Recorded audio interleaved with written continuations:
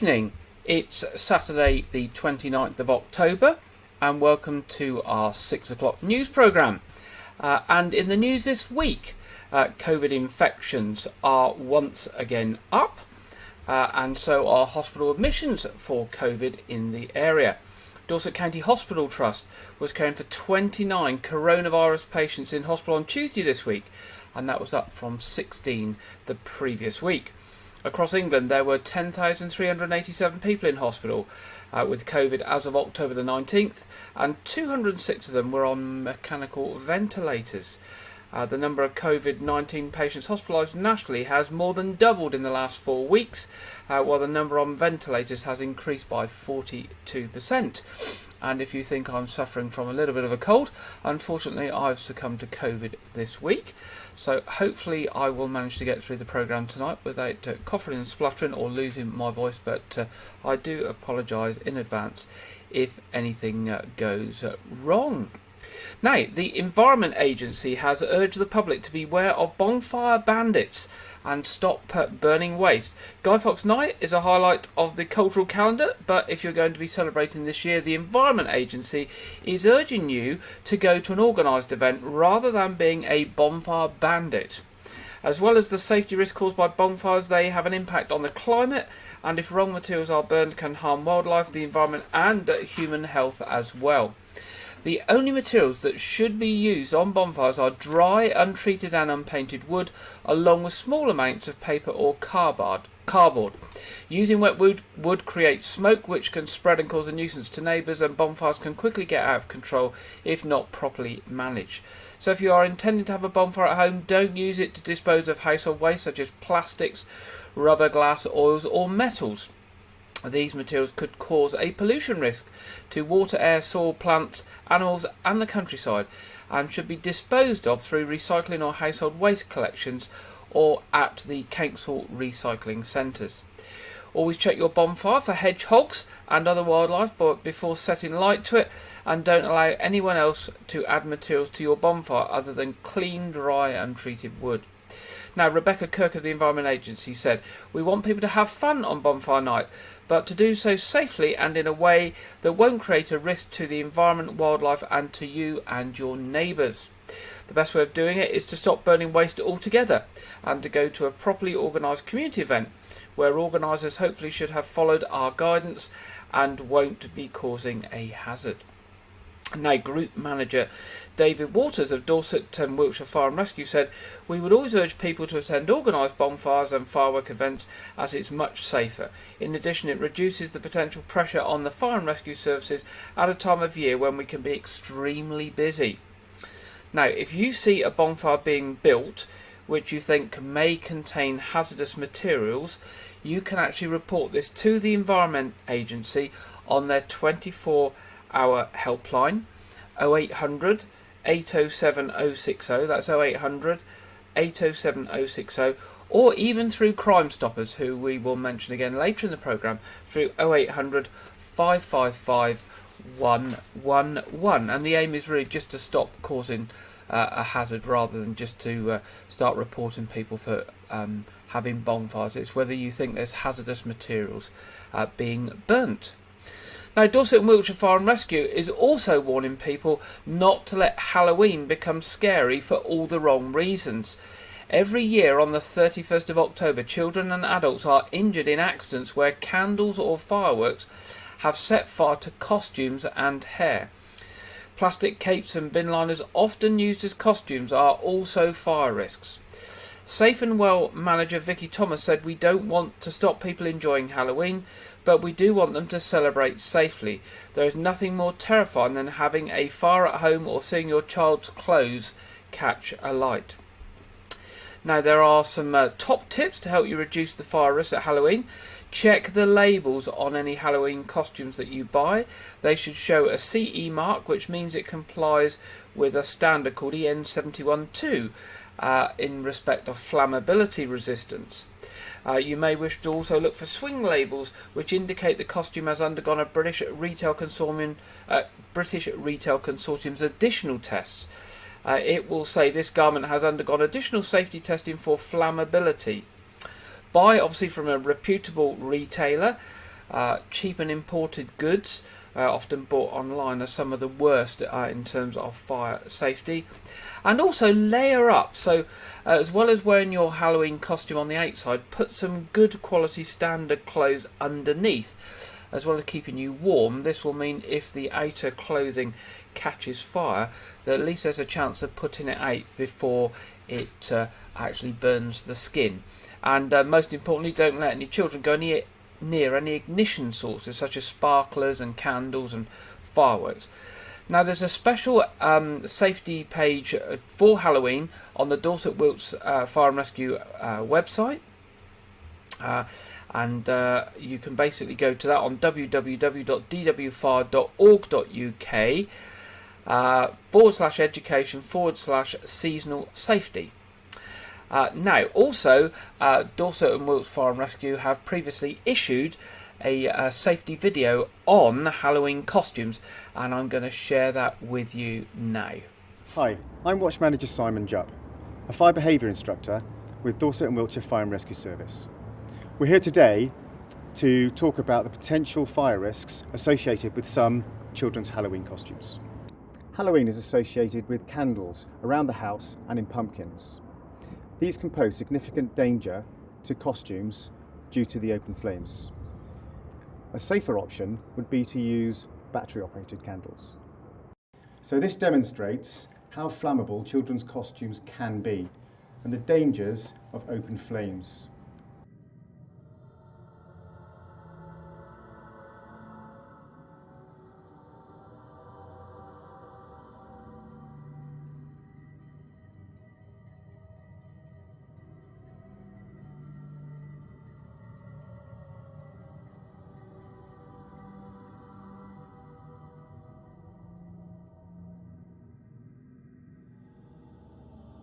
So if the worst does happen and your costume does catch fire, then stop, drop and roll to extinguish the flames.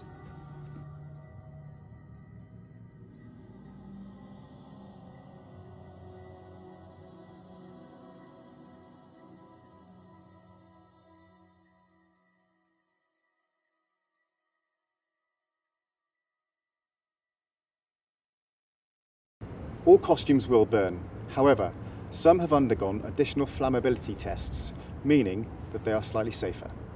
So this is an example of a flame retardant costume that's had additional protection.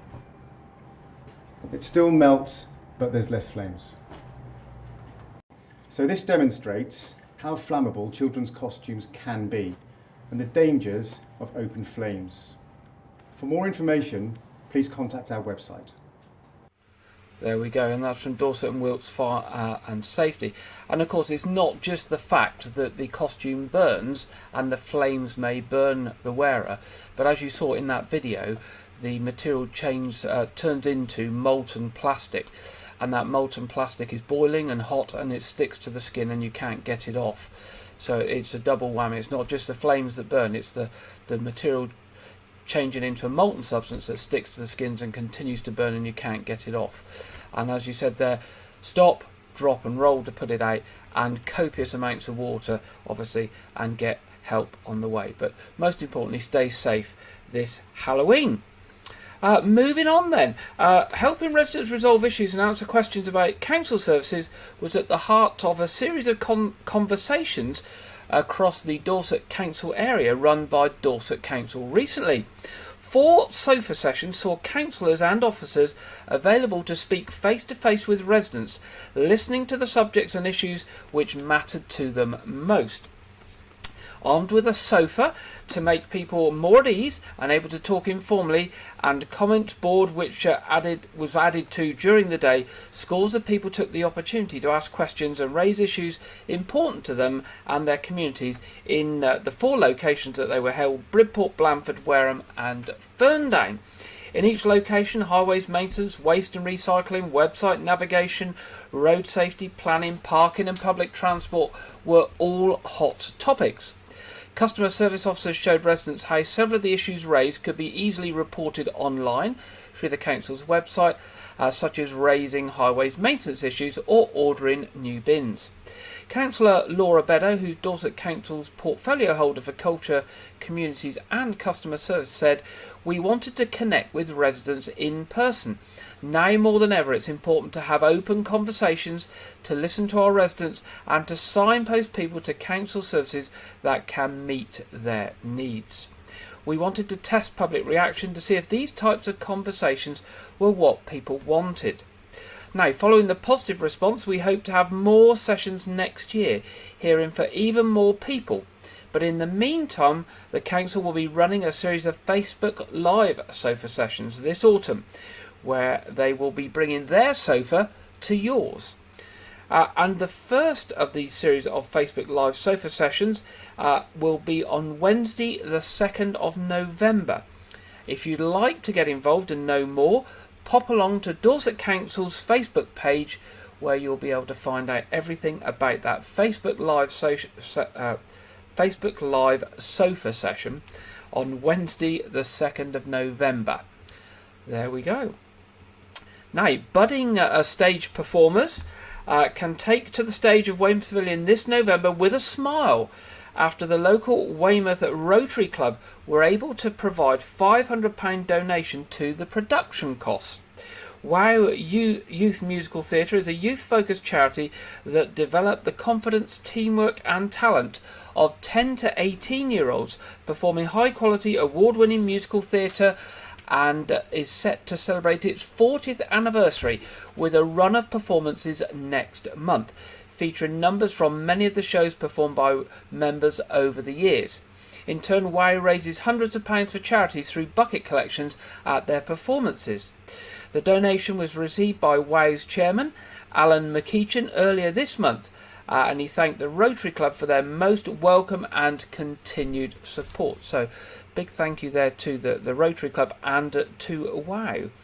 Now, staying with the Weymouth Rotary, having supported a number of charities over the summer with monies raised from their popular Fair in the Square event, Weymouth Rotary is proud to announce its latest support for the Bus Shelter Dorset project. The charity offers rough sleepers with a local connection to the area somewhere to stay and to stay safe, and ongoing support from its converted bus based at the Mount Pleasant Park and Ride, and Weymouth Rotary has donated to the project for a number of years.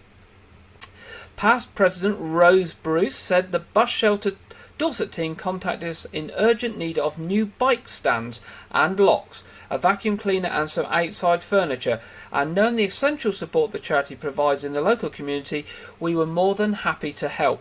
Of course, this wouldn't have been possible without the generous donations from the people of Weymouth during the Fair in the Square event back in May. And we wish them continued success working with those in our community who need their support. And in the picture there is Rose Bruce, who's the past president of Weymouth Rotary, handing over that money. Now, officers investigating a road traffic collision in Weymouth are appealing for witnesses or anyone with information to come forward.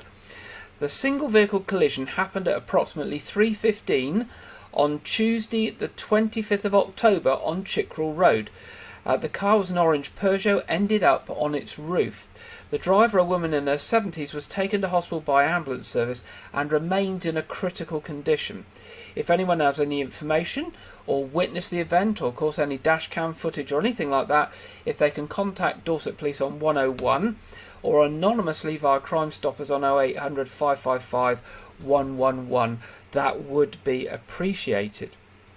And staying with Dorset Police, they're trying to establish the identity of a man who was found in Weymouth and are appealing for the help of members of the public. And you can see the gentleman in the picture. Now, he hasn't done anything wrong, so this is not a crime. They're just trying to help find out who he is.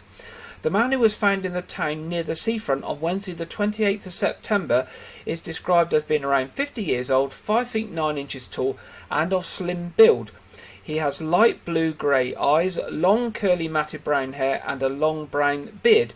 It is believed that he speaks with a slight Eastern European accent. When he was found, he was wearing a black motorcycle helmet with no visor, a black shirt, black trousers and brown workman's boots. He was carrying a black rucksack, and that's how you can see him in the picture. Police Constable Richard Simmons of Dorset Police said since he was found, the man has been in the safe care of the health services. Unfortunately, he has not been able to tell us who he is or provide details about where he lives or his family. Despite officers having carried out a number of inquiries, including checking missing persons reports with other police forces, we are no closer to establishing this information. I'm hoping that by releasing a photo of the man, somebody might recognise him and help establish who he might be. So I say this gentleman hasn't done anything wrong. He's obviously been unwell and has got a problem with his memory. He's in the safe care of health services, and the police would like to try and find out who he is and where he comes from, so that they can contact family or whatever. If you know anything about this gentleman or anything about his identity, please do give Dorset Police a ring on 101. And also staying with policing, data released this week has shown that Dorset is now the 6th safest area in the country, after experiencing a rise in crime that is much lower than other parts of England and Wales. The data released by the Office for National Statistics shows that overall crime rose by 5% in Dorset during the 12 months to the 30th of June, which is less than half the national average rise of 12.5%. Like previously released statistics, a rise in crime during this period was expected, as the figures are directly compared with the same months in 2020 and 2021, in which the country was subject to national and regional COVID lockdowns and saw a significant fall in crime. Now, David Sibbett, who's the Police and Crime Commissioner for Dorset, said, "I'm extremely pleased to see that Dorset has gone up to 6th in the ratings for being one of the safest places in the country, and my aim is to make Dorset the safest county, and so seeing us go up in the ratings is both validation for the work that is happening in the county and good news for the people of Dorset. Despite crime figures going up, I'm pleased to see that they are less than half the rate of the national average here in Dorset."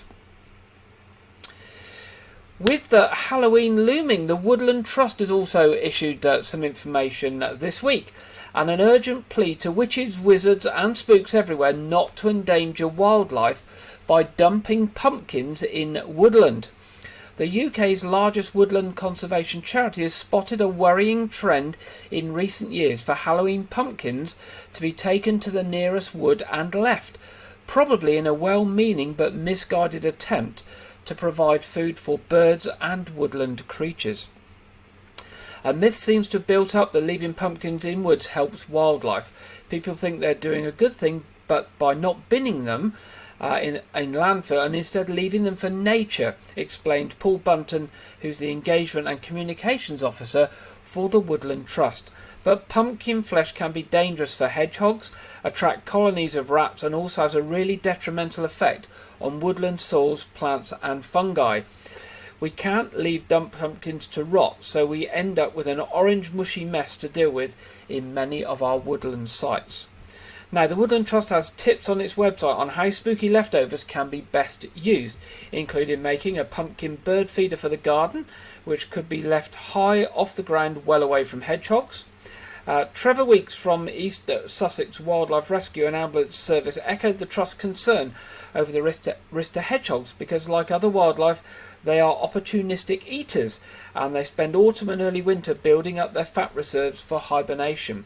As a result, hedgehogs can gorge themselves on easily available food, like dumped pumpkins, Weeks added. Although not toxic to them, the fleshy fibrous fruit can cause stomach upsets and diarrhoea, as they are not designed to eat large quantities of fruit-like substances.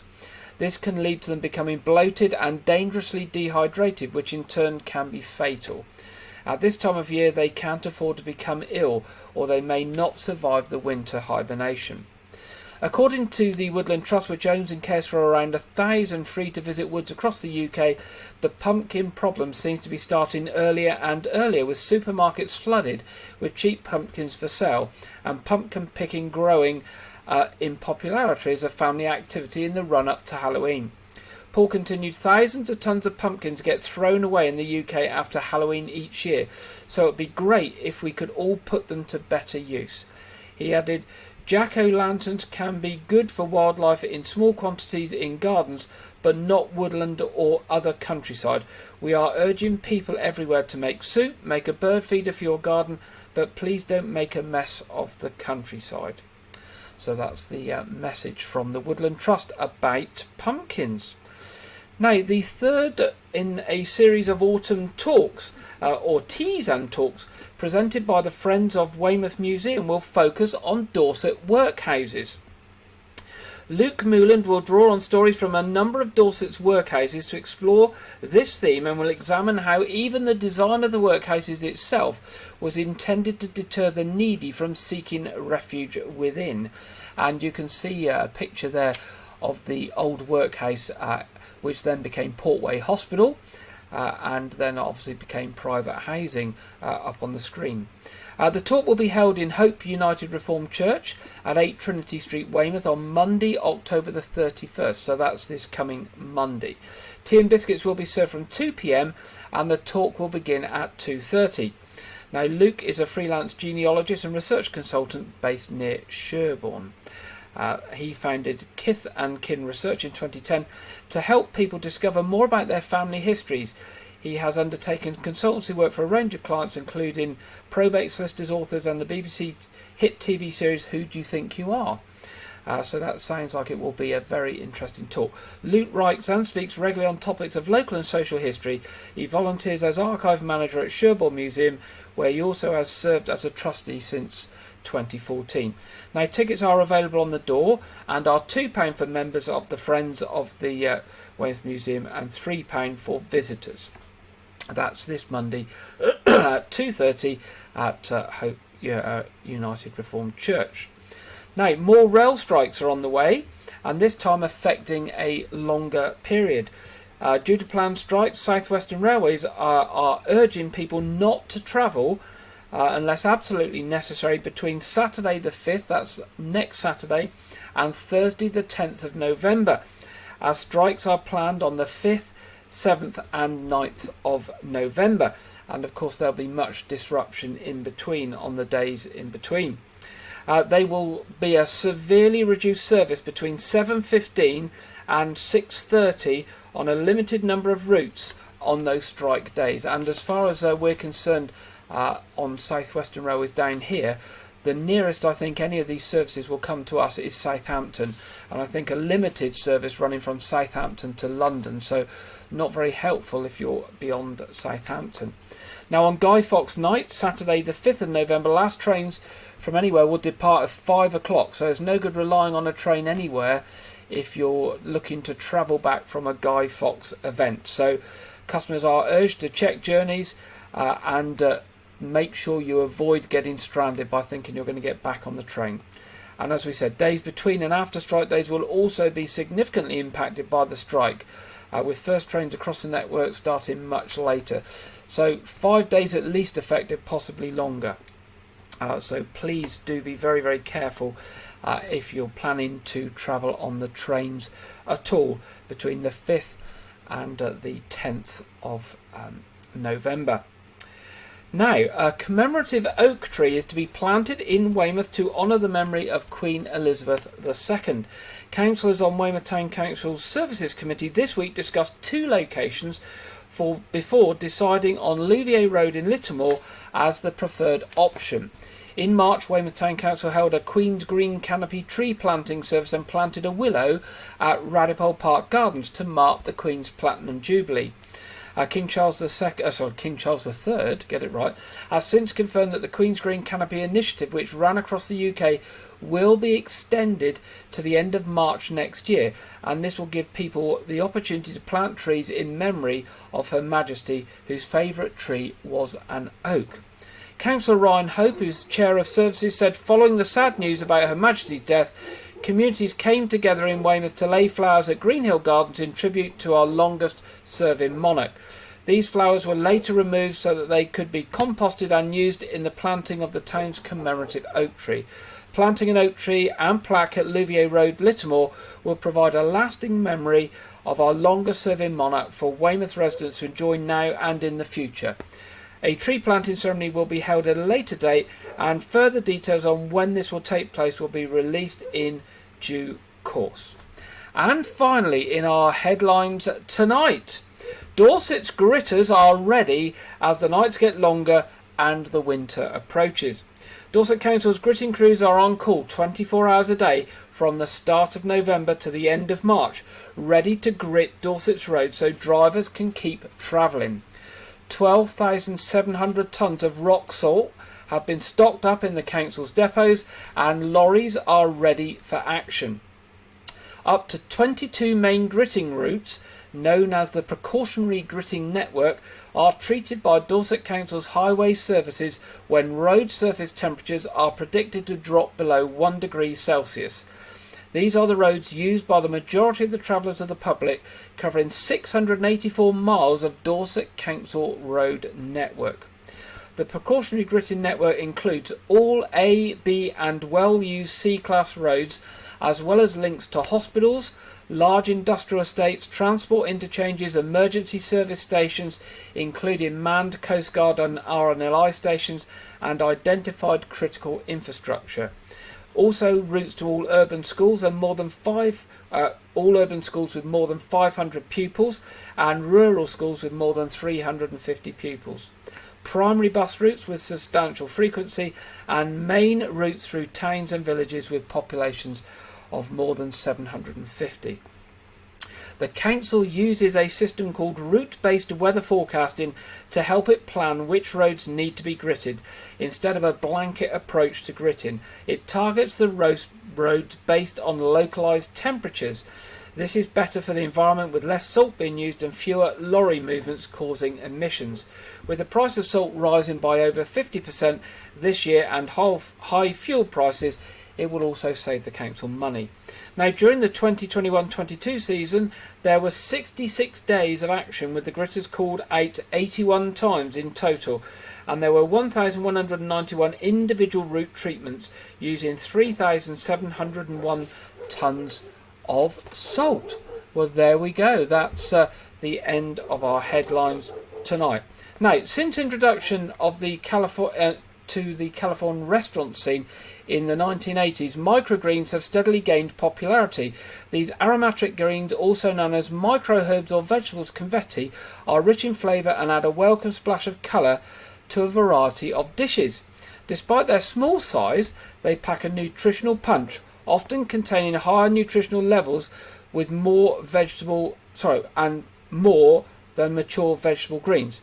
This means that they're a good addition to any diet. Microgreens are more similar to baby greens in that only their stems and leaves are considered edible. However, unlike baby greens, they are much smaller in size and can be sold before being harvested. Well, a local company based in Osmington, Dorset, moved into the area supplying microgreens just before we were hit by COVID. Now, they're called Dorset Microgreens, and they were recently visited by Wayne from Everything Dorset, and we're going to hear from them now. So this is Wayne from Everything Dorset, and today I'm in Osmington at Dorset's Microgreens, and I'm with the owners Jay and Nick, and they're going to tell us about their unique business here in Dorset. So guys, what is your business all about? And I understand you're the only microgreens business in South Dorset, is that correct?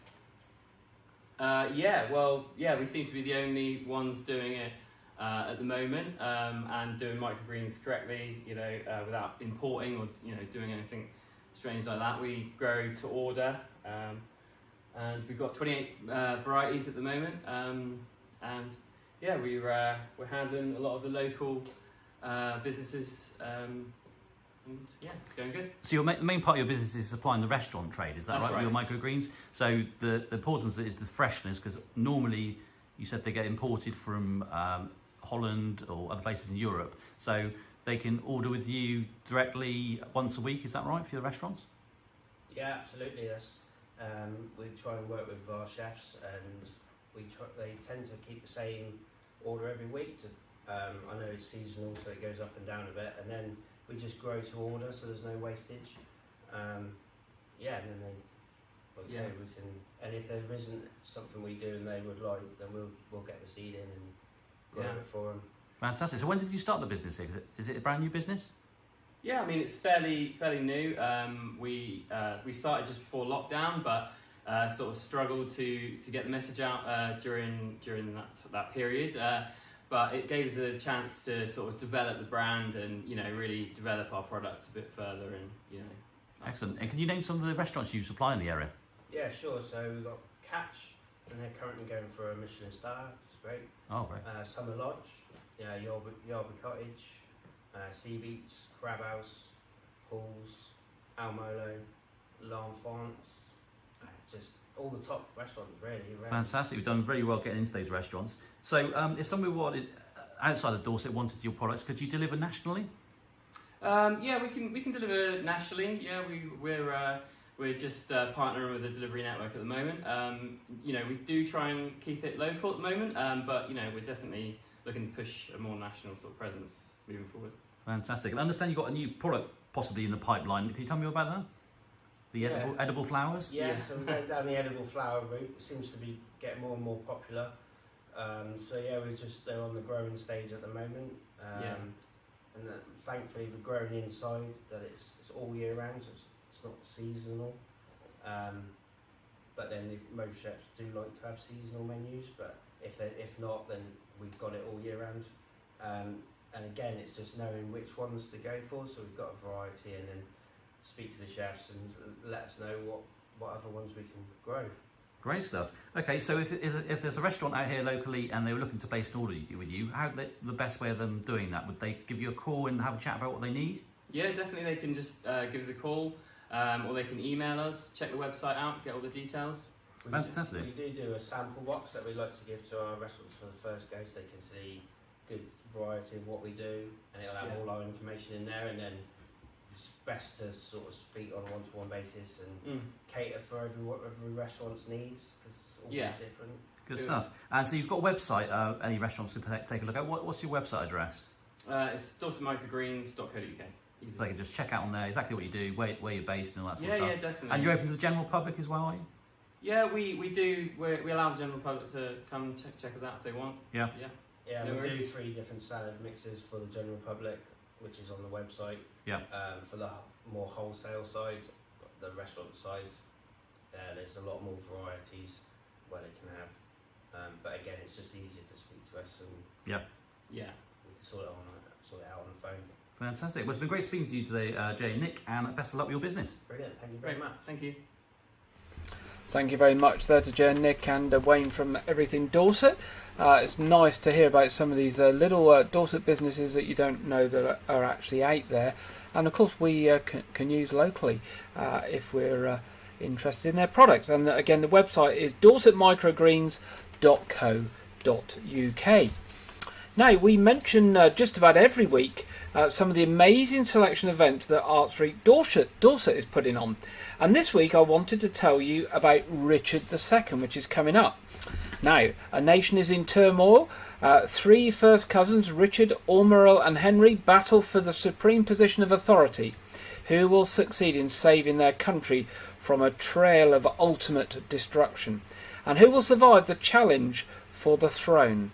Now, Tangle, in association with Masked Mayflower Studios, is proud to present a radical and electrifying new adaptation of William Shakespeare's Richard II, performed in its distinctive South African township theatre style. It's touring all over England from October the 20th through to the end of November, and it's been brought to Dorset by Arts Reach. So let's see a taster now. Swear by the duty that you owe to God. Not all the water in the rough, rude sea can wash the balm off from an anointed king.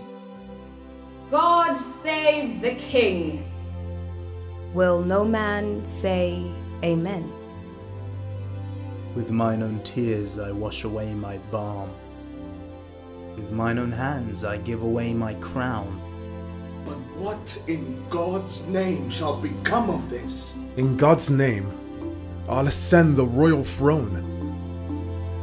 Landlord of England, art thou now not king?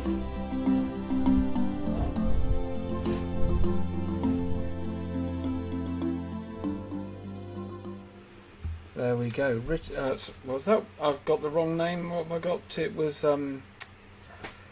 mental blank. Richard II. Sorry. One of the things that COVID does to you, it fries the brain. Sorry about that. Richard II. And I'll come back to you when we do the What's On bits in a minute to tell you where it is if you're interested in that. Now we come to that part in the programme where we go over to regular contributor Andrew Wright for this week's film review and preview. Welcome to Wyke Regis TV film review and preview. I'm Andrew Wright. This past week, Dwayne Johnson's long-in-the-works passion project, DC's Black Adam, was released in cinemas.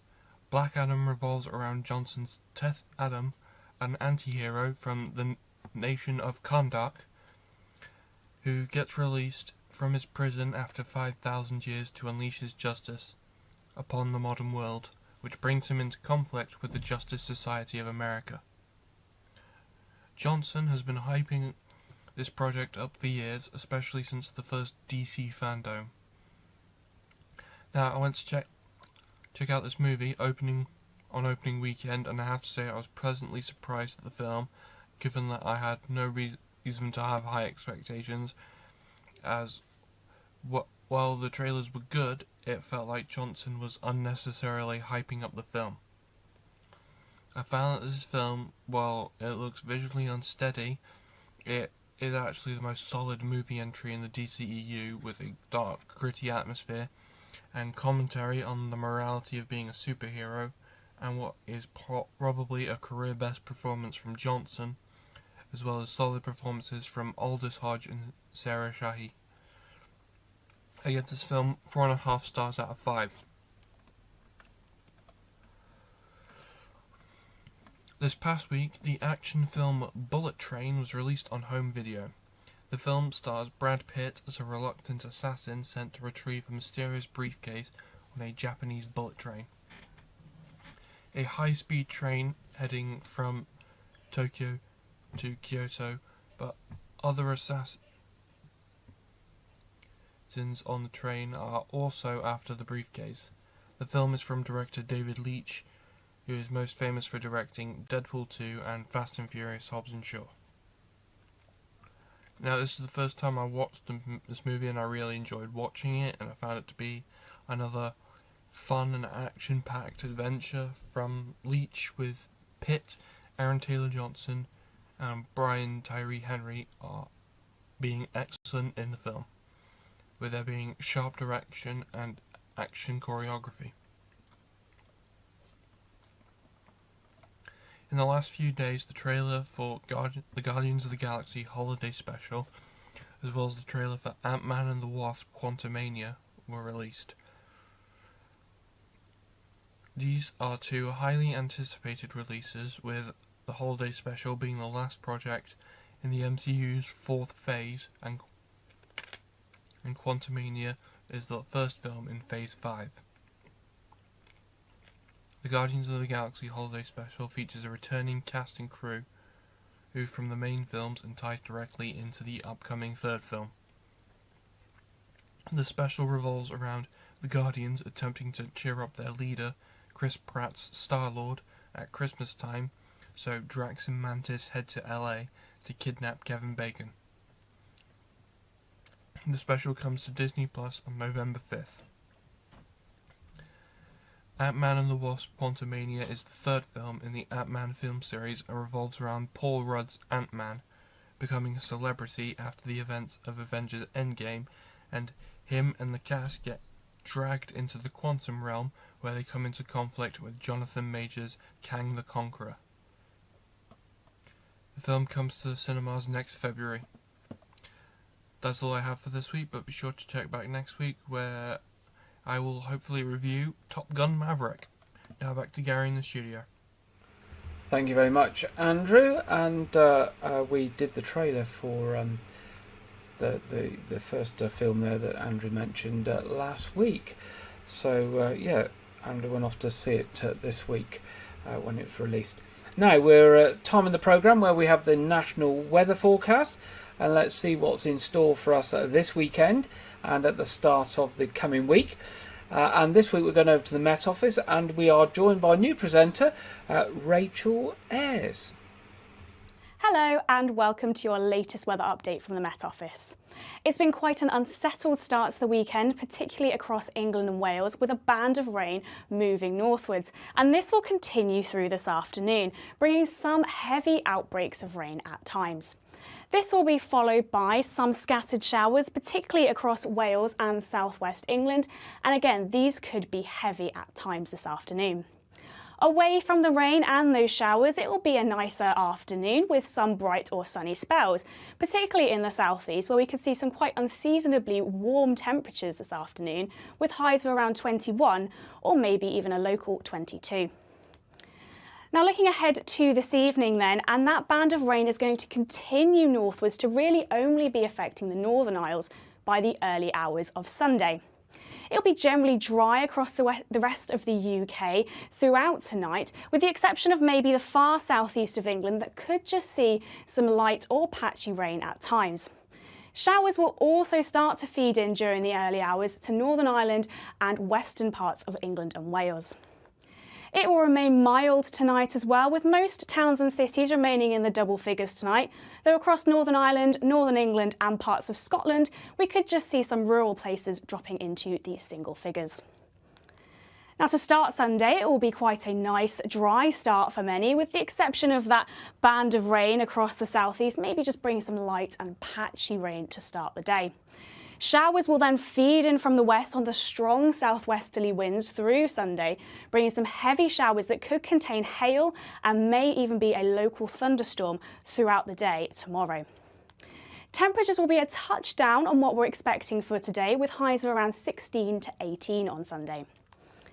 Through Sunday evening, showers will continue, particularly across Northern Ireland, Northern England and across Scotland. Though into the overnight period, we will start to see these showers fade and it will be mostly dry with some clear spells. Now looking ahead to Halloween and the start of November, and it will be quite unsettled with low pressure never too far away and those tightly packed isobars showing it will be quite windy as well at times. Thank you for listening, and for all your latest weather updates, do check out our website and follow us on social media. Bye for now. Thank you very much, Rachel, for that. And now for our local weather, hopefully coming up now. There we go. Once again, a mild and unsettled week ahead. Seems to be the sort of regular story that we tend to have. A mixed bag of weather with some sun, some cloud and some rain, but thankfully still very, very mild, which is to be welcome, particularly as we don't want those gritters going out unless they really, really have to.